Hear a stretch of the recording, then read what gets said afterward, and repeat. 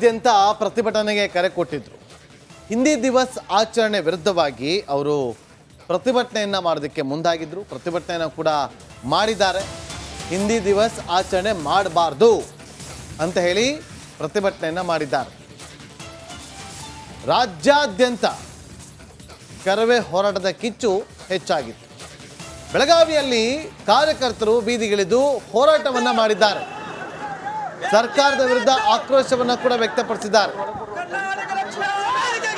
ನೋಡಿ, ಕರವೇ ಕಾರ್ಯಕರ್ತರು ಯಾವ ರೀತಿಯಾಗಿ ಅಲ್ಲಿ ಹಿಂದಿ ದಿವಸ್ ಆಚರಣೆಯನ್ನು ವಿರೋಧಿಸಿ ಪ್ರತಿಭಟನೆಯನ್ನು ಮಾಡ್ತಾ ಇದ್ದಾರೆ ಅಂತೇಳಿ ಫ್ಲೆಕ್ಸ್ಗಳನ್ನು ಹರಿದು ಹಾಕಿ ತಮ್ಮ ಆಕ್ರೋಶವನ್ನು ಹೊರಹಾಕ್ತಾ ಇದ್ದಾರೆ.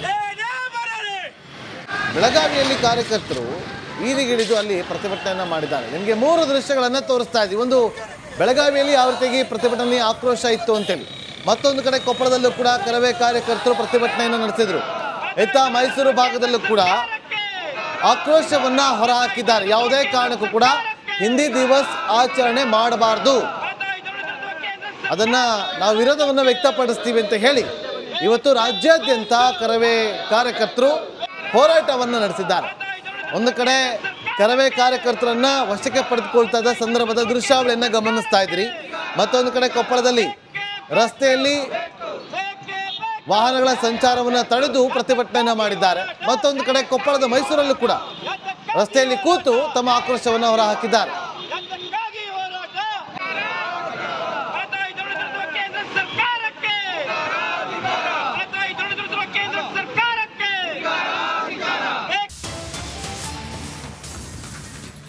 ಗ್ರಾಹಕರಿಗೆ ಮತ್ತೊಮ್ಮೆ ಹಾಲಿನ ದರದ ಏರಿಕೆಯ ಶಾಕ್ ಎದುರಾಗುತ್ತಾ?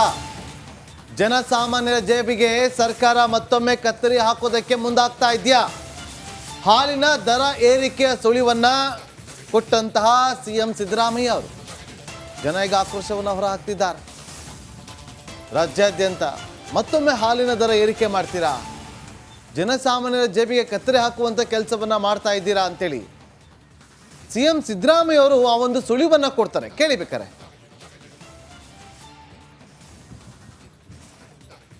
ಸ್ವಾಮಿ ಸಿದ್ದರಾಮಯ್ಯನವರೇ, ನಿಮಗೆ ನಾವು ಒಂದು ಪ್ರಶ್ನೆ ಮಾಡ್ತಾ ಇದ್ದೀವಿ.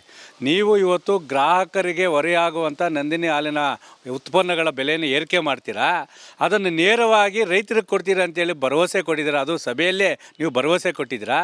ಇದು ಎಷ್ಟರ ಮಟ್ಟಿಗೆ ಅದು ನಡ್ಕೊತೀರಾ ಅಂತೇಳಿ ನಮಗೆ ಸಂಶಯ ವ್ಯಕ್ತಪಡಿಸ್ತಾ ಇದ್ದೀವಿ.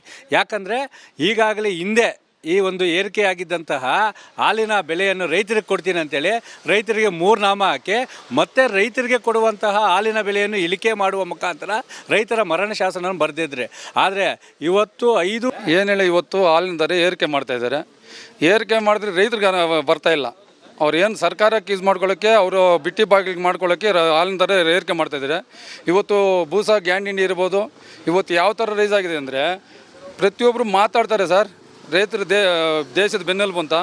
ಯಾವ ರೀತಿ ಸರ್ ದೇಶದ ಬೆನ್ನೆಲುಬು ಆಗಿದ್ದಾರೆ? ಅವ್ರಿಗೆ ಯಾವ ರೀತಿ ಅನುಕೂಲ ಮಾಡಿದ್ದೀರಿ ನೀವು? ಮದ್ಯಪಾನ ಸಾರಾಯಿ ಮೇಲೆ ಎಷ್ಟು ಬೇಕಾದ್ರೂ ರೈಸ್ ಮಾಡ್ತೀರಾ?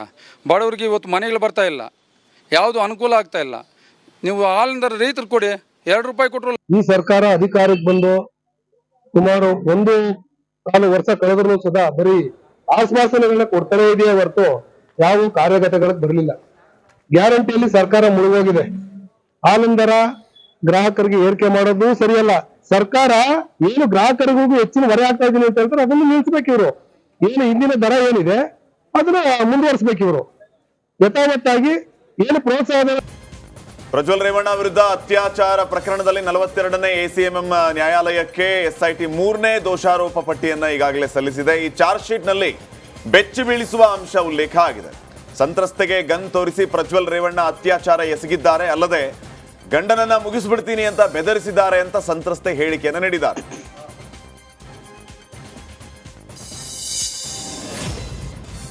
ಪರಪನಾಗ್ರಹಾರದಲ್ಲಿ ದರ್ಶನ್ಗೆ ರಾಜಾತಿಥ್ಯ ಪ್ರಕರಣಕ್ಕೆ ಸಂಬಂಧಿಸಿ ರಿಪಬ್ಲಿಕ್ ಕನ್ನಡ ನಿರಂತರ ವರದಿಯನ್ನ ಮಾಡಿತ್ತು. ಇದೀಗ ನಮ್ಮ ವರದಿ ಬೆನ್ನಲ್ಲೇ ಬಿಗ್ ಇಂಪ್ಯಾಕ್ಟ್ ಆಗಿದೆ.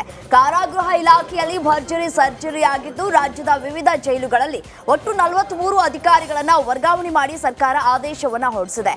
ಜೈಲರ್ಗಳು, ಮುಖ್ಯ ವೀಕ್ಷಕರು ಹಾಗೂ ವಾರ್ಡರ್ಗಳನ್ನ ಎತ್ತಂಗಡಿ ಮಾಡಲಾಗಿದೆ. ಮಂಡ್ಯದ ನಾಗಮಂಗಲ ಗಲಭೆ ಪ್ರಕರಣಕ್ಕೆ ಸಂಬಂಧಪಟ್ಟಂತೆ ಜಿಲ್ಲಾಡಳಿತ ಇವತ್ತು ಶಾಂತಿ ಸಭೆಯನ್ನು ನಡೆಸಿದೆ. ನಾಗಮಂಗಲದಲ್ಲಿ ಬೆಂಕಿ ಬಿದ್ದ ಬಳಿಕ ಪೊಲೀಸ್ ಇಲಾಖೆ ಅಲರ್ಟ್ ಆಗಿದೆ. ಸಭೆಗೆ 2 ಕೋಮಿನ ಮುಖಂಡರು ಮತ್ತು ಸಂಘಟನೆಗಳನ್ನು ಆಹ್ವಾನಿಸಲಾಗಿದೆ. ಜಿಲ್ಲಾಡಳಿತ ಬದ್ರಿಕೊಪ್ಪಲು ಮುಖಂಡರು ಹಾಗೂ ರಾಜಕೀಯ ಪಕ್ಷಗಳ ಮುಖಂಡರನ್ನ ಸಭೆಗೆ ಆಹ್ವಾನಿಸಿದೆ. ಶಾಂತಿ ಸಭೆಯು ಖಾಸಗಿ ಕಲ್ಯಾಣ ಮಂಟಪದಲ್ಲಿ ನಡೆದಿದೆ. ಖಾಸಗಿ ಕಲ್ಯಾಣ ಮಂಟಪದ ಬಳಿ ಬಿಗಿ ಪೊಲೀಸ್ ಬಂದೋಬಸ್ತ್ ವಹಿಸಲಾಗಿದೆ.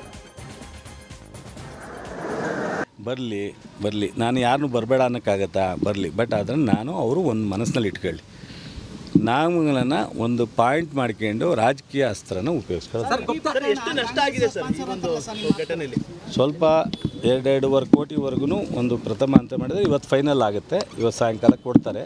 ಸೊ ಮೇಜರಾಗಿ ಒಂದು 2-3 ಅಂಗಡಿ, ಒಂದು ಪಾತ್ರೆ ಅಂಗಡಿ, ಇನ್ನೊಂದು ಬಟ್ಟೆ ಅಂಗಡಿ, ಒಂದು ಶೋರೂಮು. ಸೊ ಅದು ಬಿಟ್ಟು ಉಳಿದವೆಲ್ಲ ಒಂದು ಸ್ವಲ್ಪ ಸಣ್ಣ ಪುಟ್ಟ ಆಗಿದ್ದಾವೆ. ಕೆಲವು ಎಲ್ಲವೂ ಎಕ್ಸಾಕ್ಟಾಗಿ ಲೆಕ್ಕ ಸಿಗಲ್ಲ, ನಮಗೂ ಗೊತ್ತಿದೆ. ಸೊ ಬಿಲ್ಡಿಂಗ್ ನಷ್ಟ ಮತ್ತು ಇದಾಗಿರ್ತಕ್ಕಂಥದ್ದು, ಹೊರಗಡೆ ಮೆಟೀರಿಯಲ್ ಆಗಿರ್ತಕ್ಕಂಥದ್ದು ಅವೆಲ್ಲ ಆದಷ್ಟು ಮ್ಯಾಕ್ಸಿಮಮ್ ಎಷ್ಟಾಗುತ್ತೆ ಅಷ್ಟು ಪರಿಹಾರ CM ಕೈಲೂ ಕೊಡಿಸ್ತೀನಿ, ಸರ್ಕಾರದಲ್ಲೂ ನಾನು ಕೊಡ್ತೀನಿ. ಆಮೇಲೆ ದಯಮಾಡಿ ಸ್ವಲ್ಪ ಎಲ್ಲ ಆದಮೇಲೆ ಬ್ರೀಫ್ ಮಾಡ್ತೀನಿ ದಯವಿಟ್ಟು.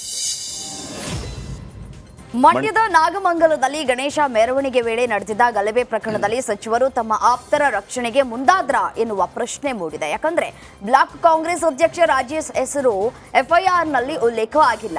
ಈತ ಗಲಾಟೆ ವಿಡಿಯೋದಲ್ಲಿದ್ರೂ ಈತನ ಮೇಲೆ FIR ದಾಖಲಾಗಿಲ್ಲ. ರಾಜೇಶ್ ಠಾಣೆ ಮುಂದೆ ಧರಣಿಗೆ ಯುವಕರನ್ನ ಕರೆದೊಯ್ದಿದ್ದ ವೇಳೆ ಪೊಲೀಸರೊಂದಿಗೆ ವಾಗ್ವಾದ ನಡೆಸಿದ ವಿಡಿಯೋ ಕೂಡ ಲಭ್ಯವಾಗಿದೆ.